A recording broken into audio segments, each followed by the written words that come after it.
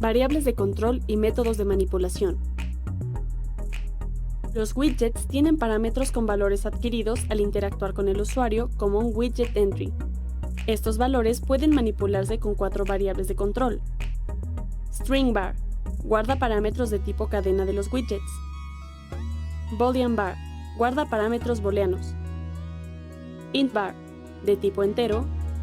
Double bar guarda un decimal. Para redondear y truncar un número, debes obtener y manipular valores de 2 tipos de widgets. Para ello, crea la clase app con los métodos init, principal, redondear, truncar, cambio. En el método init, crea la variable self.root y llama al método principal.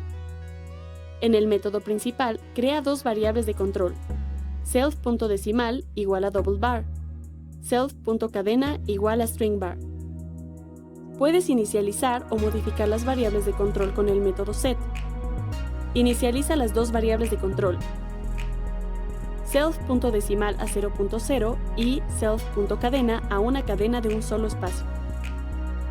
Puedes rastrear las variables de control con el método trace, que toma 2 parámetros, el carácter W, R o U para rastrear la escritura, lectura o borrado de la variable de control respectivamente.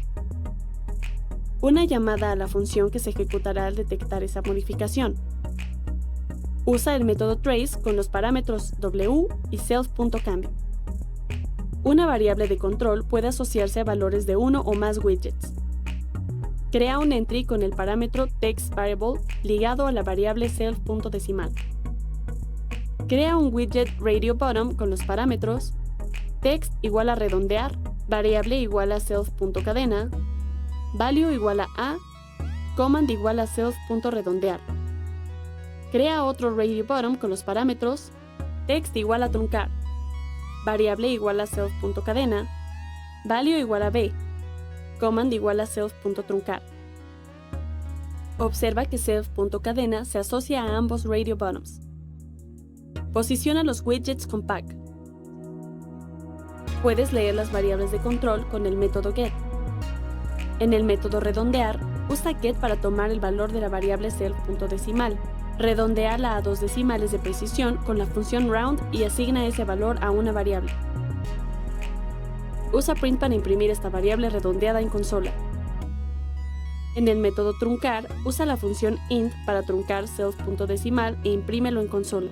En el método cambio, agrega el parámetro *args para tomar una cantidad indefinida de parámetros provenientes del método trace.